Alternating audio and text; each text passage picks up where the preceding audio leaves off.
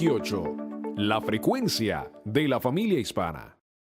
Bien, mis amados hermanos, bienvenidos a este tiempo de estudio bíblico devocional. Su hermano Pastor Roberto Alfaro les saluda y como siempre les doy la mejor y cordial bienvenida. Muchísimas gracias a todos y cada uno de ustedes por estar atentos, fielmente compartiendo este espacio, aprender la palabra, amar la palabra y vivir la palabra. Muy bien, estamos desarrollando el tiempo final del estudio en el libro de Devarim, libro de Deuteronomio, y nos ubicamos justamente en el capítulo 29. Mencionamos ayer en nuestro principio de introducción al tema cómo estamos prácticamente en el último día de la vida de Moisés. Vemos cómo Moisés entonces reúne a hombres, mujeres, jóvenes, ancianos, a los más débiles, a los más fuertes, dice puntualmente hasta el que corta la leña, y empieza a comprometerlos en el pacto que tenemos con nuestro Padre Eterno, que no solamente es un pacto para ellos en ese tiempo, sino que es un pacto sempiterno para todas las generaciones hasta nuestros días. Y en este pacto y en estas advertencias vemos cómo se indica importante de manera especial entre tantos misbot, entre tantas ordenanzas o mandamientos, 613 en total, particularmente mencionamos cómo se requiere de carácter especial el no entrar en la participación de la idolatría, y la idolatría en tantas formas como podemos incurrir en este gravísimo pecado. Ahora bien, cuando este parashá que estamos desarrollando, Mitzavim, siempre nos habla esta palabra firmemente parados, firmemente preparados, firmemente dispuestos. Nos habla de que estáis todos parados aquí. Atención, estáis todos parados aquí. Y vemos que inmediatamente sigue usando la palabra en este día. Y en este día la menciona por dos ocasiones. Y pareciera interesante el preguntarnos por qué lo menciona dos veces, si realmente era necesario hacer esto en la frase, en la oración.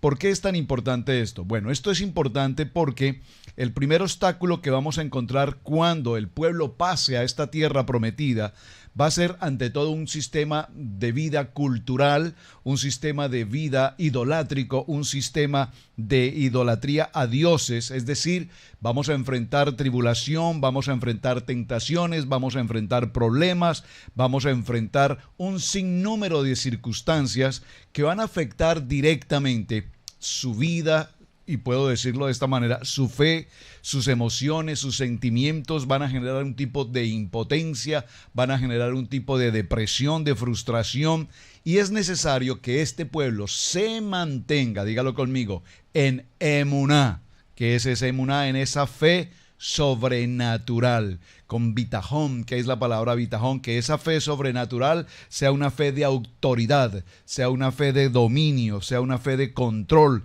sea una fe que sobrepase todo entendimiento. ¿Para qué? Para que todas las pruebas y adversidades que van a encontrar allí justo al pasar al otro lado, entonces puedan manejarlas, no en las emociones, no en los sentimientos, no en la razón, no en la cultura, no en la tradición, no en la filosofía, ni en la psicología, ni en el humanismo, sino que puedan ser tratadas como a través del manual de vida, a través del manual de instrucciones. Muy importante este aspecto. ¿Por qué? Porque esta es una oportunidad que tenemos para entender con claridad por qué Moisés ha dedicado todo este tiempo, particularmente en sus últimos momentos de vida, para reafirmar, para recordarle al pueblo la importancia de sujetarse a vivir una vida conforme a este manual de instrucciones, a este árbol de la vida. Muy bien, entonces mis amados hermanos, veníamos mencionando ayer desde el capítulo 29, quedamos algo así como en el versículo 13, 14, voy a leer algunos textos más porque quiero concentrarme a partir del verso 18. Dice el verso 15. Dice la palabra, y no solamente con vosotros hago yo este pacto y este juramento, y hablamos sobre estas dos palabras, pacto y juramento, muy importante, el Brit, recuerden, y el Alá. Porque vosotros sabéis, como habitantes en la tierra de Egipto, y como hemos pasado por medio de las naciones por las cuales habéis pasado, y habéis visto sus abominaciones y sus ídolos de madera, de piedra, de plata y de oro que tienen consigo. Atención, por favor, al verso 18. Dice esta palabra: no sea que haya entre vosotros, atención, varón, o mujer, o familia, o tribu cuyo corazón se aparte hoy de Yahweh nuestro Elohim para ir a servir a los dioses de esas naciones. No sea que haya en medio de vosotros raíz que produzca hiel y ajenjo. ¡Wow! Pero qué extraordinaria esta palabra. Veamos un poco en detalle a qué se refiere este texto. Vamos a mencionarlo con cierta atención. Por favor, léalo nuevamente conmigo. Observen la posición de cada uno de los nombres. No sea que se halle entre vosotros varón, el varón. ¿Quién es el varón? El hombre de la casa, el líder, el sacerdote, el varón, el protector. No sea que se halle entre vosotros varón. Número 1. Número 2. O mujer. Aquí nos habla de la mujer, la esposa, la ayuda idónea, la mujer. 3. Familia, es decir, tenemos varón, mujer y familia. Al hablar de familia, estamos hablando de hijos, de un grupo familiar. Y número 4 nos habla de la tribu. Al hablar de tribu nos indica que el hombre, la mujer, los hijos como familia están incorporados a una de las 12 tribus. Y dice, no sea que de todos ellos que hemos mencionado se halle alguno que tenga en su corazón raíz. ¿Raíz de qué? Raíz de esa idolatría que se había visto en algún momento. Recordemos esa idolatría aún desde el tiempo del becerro de oro. Ahora, si observa el orden con que se describe este texto del verso 18, nos daremos cuenta que empieza mencionándolo de un punto muy simple y lo va incrementando a un punto mayor. Varón, mujer, familia. Luego nos menciona tribu. ¿Qué tal si un hombre se aparta del propósito de Dios? ¿Qué tal si una mujer se aparta del propósito de Dios? ¿Qué tal si una familia se aparta del propósito de Dios?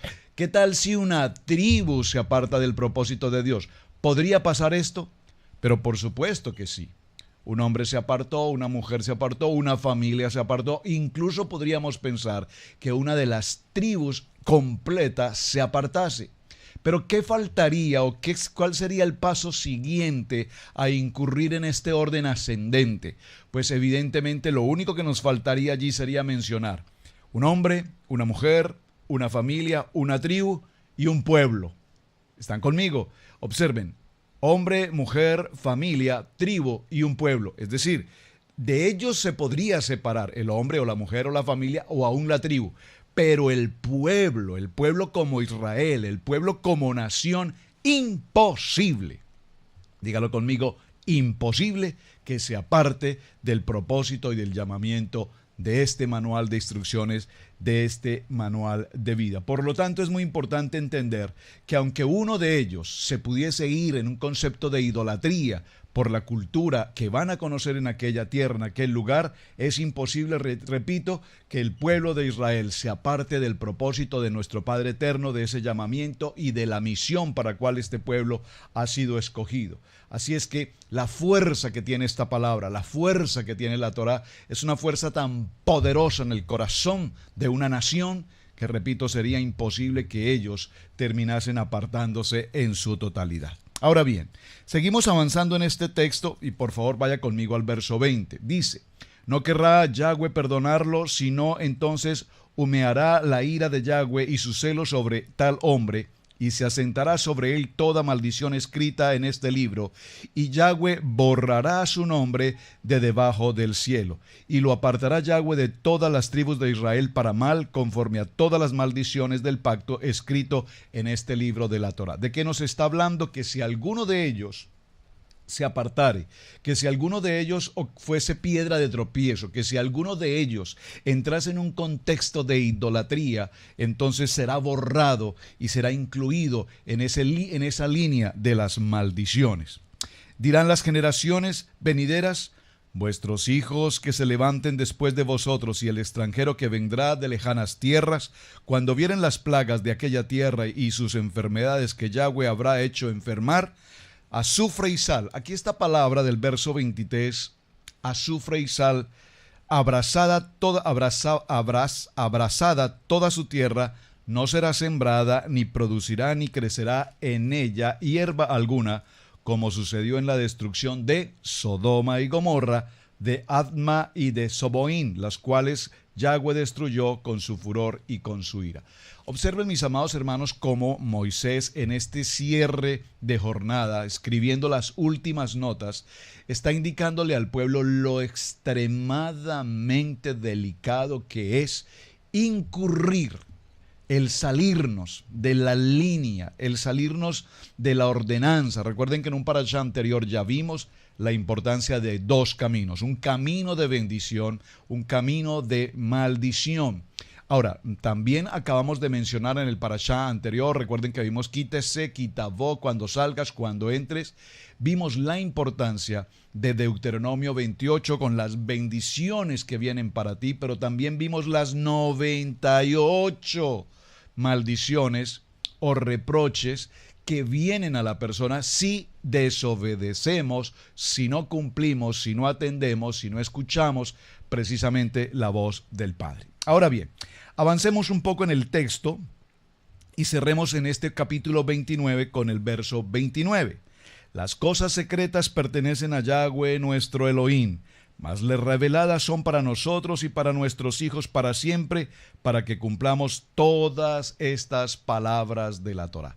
Hay muchas cosas, mis amados hermanos, que humanamente en nuestro entendimiento y en la razón, cosas que no podemos entender, porque es imposible que el ser humano entienda, lea la mente de Dios. La mente de Dios no la podríamos definir de una manera establecida. La mente de Dios ha ocupado un lugar en el corazón de Moshe, indicándonos un manual de vida, un manual de instrucciones. Pero no somos quienes para juzgar, para considerar, faltó esto, debimos hacer esto, se debió hacer esto, o Dios siquiera por un momento dejó de hacer algo que fuese importante para mí. Porque hay tantos secretos, como dice el libro de Jeremías en el capítulo 33, verso 3, clama a mí y yo te enseñaré. Te mostraré cosas grandes y ocultas que tú no conoces. Pero por ahora, este capítulo 29 cierra con un texto maravilloso. Las cosas secretas le pertenecen a Yahweh nuestro Elohim, Dios, dice la palabra, mas las reveladas son para nosotros y para nuestros hijos, para siempre, para que cumplamos todas las palabras de esta preciosa palabra Torah. Muy bien. Vamos al capítulo 30 del libro de Devarim para avanzar hoy en nuestra segunda jornada de esta enseñanza maravillosa de Nitzavim, firmemente parados. Lea conmigo capítulo 30, verso 1. Dice un título, condiciones para la restauración y la bendición. Sucederá que cuando hubiere venido sobre ti todas estas cosas, la bendición y la maldición que he puesto delante de ti, y te arrepintieres en medio de todas las naciones a donde te hubiere arrojado Yahweh tu Dios, verso 2, y te convirtieres a Yahweh tu Dios, y obedecieres a su voz, conforme a todo lo que yo te mando hoy, tú y tus hijos con tu corazón, y con toda tu alma, entonces Yahweh hará volver a tus cautivos y tendrá misericordia de ti y volverá a recogerte de entre todos los pueblos a donde te hubiere esparcido Yahweh tu Elohim. Aun cuando tus desterrados estuvieren en las partes más lejanas que hay debajo del cielo, de allí te recogeré, Yahweh tu Elohim, y de ella te tomará. Amén. Y te hará volver Yahweh tu Elohim a la tierra que heredaron tus padres, y será tuya, y te hará bien y te multiplicará más que a tus padres. Entonces, este texto que vemos en la segunda parte de nuestra enseñanza para el día de hoy, en la parte del capítulo 30, dice que volver al Padre, es decir, si este pueblo, una vez ha pasado la tierra prometida, incurre en la desobediencia, es decir, entró en ese camino de las maldiciones, que ya previamente se anunciaron las 98 maldiciones, y vemos cómo indica que si ese pueblo se arrepiente, si entra a un tiempo de Teshuvá, miren cuán importante es, mis amados hermanos, este tiempo de arrepentimiento. Recuerden que este parashá coincide precisamente con este tiempo de Rosh Hashanah, estamos llegando al tiempo de Yom Teruah, el tiempo de las trompetas, el tiempo del nuevo año, el tiempo del cierre, tenemos el tiempo de Yom Kippur, estamos con el mes de Elul. Todo este proceso tiene que ver precisamente con arrepentimiento, con un nuevo comienzo. Pasar al otro lado significa empezar de nuevo en todo el sentido de la palabra. Pero empezar de nuevo es tan importante porque cada uno de nosotros debe tener un cierre a esta circunstancia y la apertura al pasar a una nueva oportunidad, entrar a un tiempo de arrepentimiento, a un tiempo de redención, a un tiempo de Teshuvá, y por lo tanto necesitamos entonces volver al principio, a la palabra y al compromiso del pacto que tenemos con nuestro Padre Eterno. Muy interesante aquí este aspecto, ¿por qué? Porque vamos a ver cómo este pueblo viene de una condición de esclavitud. Todos conocemos ya esta parte, es lo que hemos estado estudiando durante el transcurso del año. Sale un pueblo de Egipto después de años de esclavitud, de años de opresión, de años de estar bajo el sello, la cobertura de Egipto, del faraón. Pero viene el tiempo de Moshe, viene Moisés, aparece este hombre, este líder, este hombre en un proceso de sacar al pueblo de Dios de esa esclavitud, pasarlo por un proceso que no debió de ser de tantos años, pero que el pueblo así lo permitió por sus decisiones equívocas, por sus acciones erróneas, de tal manera que el pueblo tuvo que pasar por tantas circunstancias, pruebas, adversidades, errores. Pero hay algo muy interesante en medio de este comentario que estoy haciendo entre líneas. ¿Por qué? Porque cuando nosotros estudiamos la palabra, como estamos desarrollando el tema de los parashá y la Torah, nos encontramos con algo que es bien interesante y quiero compartir con ustedes. Conocemos la historia de estos hombres, Abraham, Isaac, Jacob. Por supuesto Moisés, Aarón, sus hijos y todos estos hombres que hemos visto a lo largo en todos los 52 parashá donde culminaremos el tiempo de Devarim. Y noten cómo el texto bíblico nos narra a hombres tan absolutamente normales. ¿A qué quiero referirme con la palabra normales? Es decir, nuestros patriarcas Abraham, Isaac y Jacob, hombres que en medio de su estilo de vida, hombres de fe, hombres de emuná, hombres que hablaban con Dios, hombres que tenían la presencia de Dios, el chequiná de Dios, sin embargo, podemos ver cómo todos ellos en alguno o en varios momentos de su vida cometieron errores, se equivocaron, tomaron decisiones que no eran las acertadas, dieron pasos que no eran precisamente los pasos que tenían que dar, se dejaron mover o motivar por circunstancias culturales de momento. Recordemos el caso de Sara y Abraham, cuando no podían tener hijos. Sara invita por una tradición del momento a que su esposo Abraham tenga hijos con la sirviente, con Agar. Recuerden esa historia de donde viene quién, precisamente de donde viene Ismael. Muy bien. Ahora, esas circunstancias son importantes que las conozcamos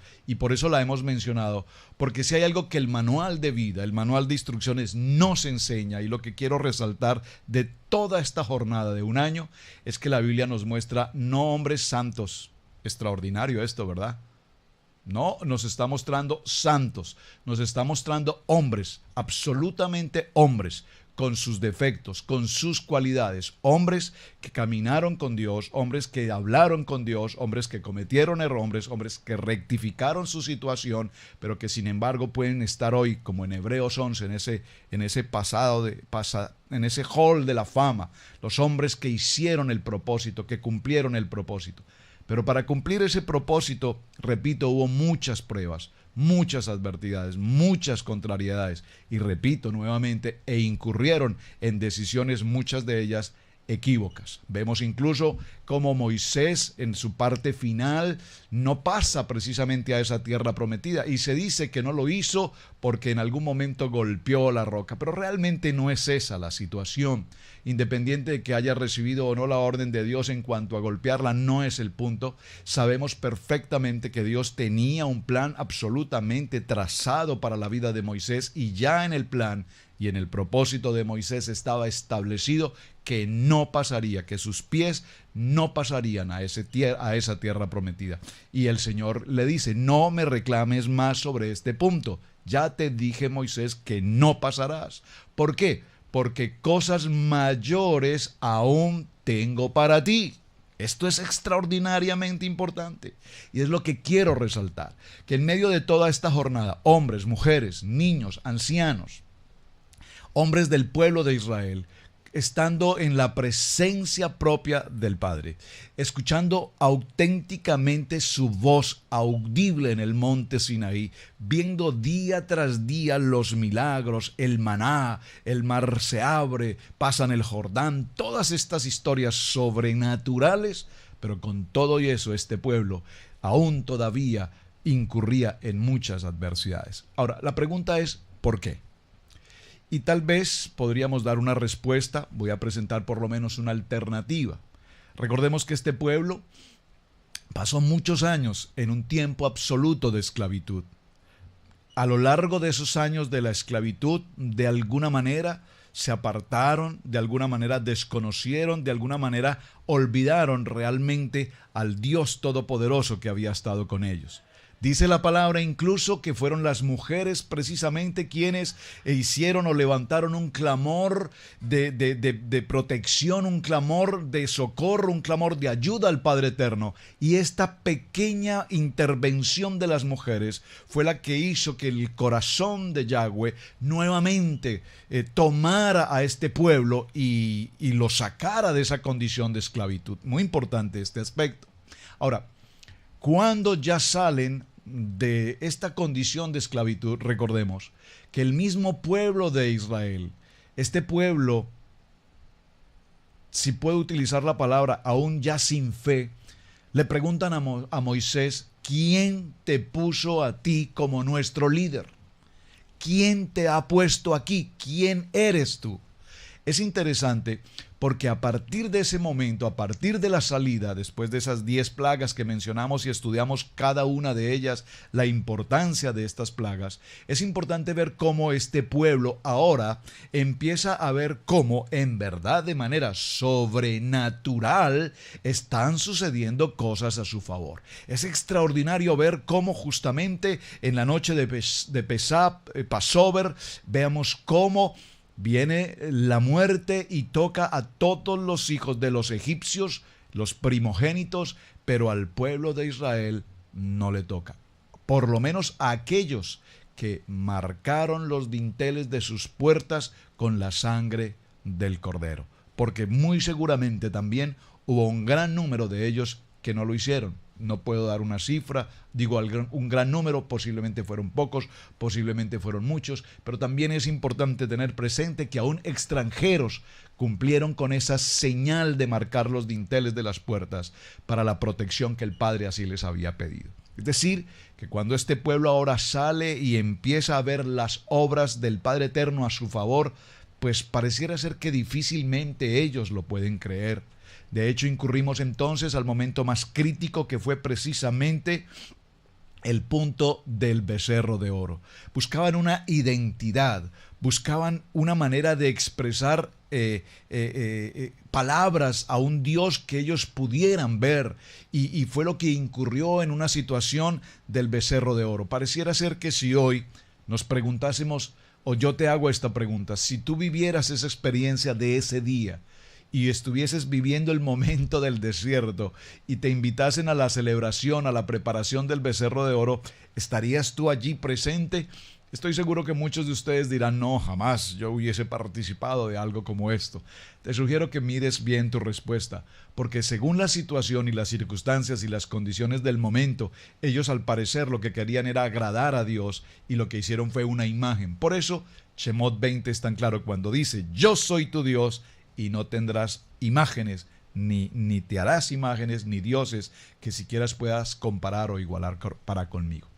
Ahora, toda esta trayectoria nos muestra a un pueblo, repito, lleno de adversidades, de contrariedades, sin una identidad. Para ellos en este momento su identidad era una identidad de idolatría, una identidad de esclavismo, una condición de oscuridad, una condición muy baja. Por lo tanto, empezar el proceso de subir de nivel, diga conmigo por favor, subir el nivel, representaba cosas extraordinarias. Y en todo este recorrido, durante todo el desierto, en 42 estaciones, lo que estamos viendo evidentemente es cómo el Padre Eterno sube el nivel, les da, los llama, los ajusta, los castiga. Vienen circunstancias de muerte, vienen circunstancias de aprender la lección en medio de todo el proceso.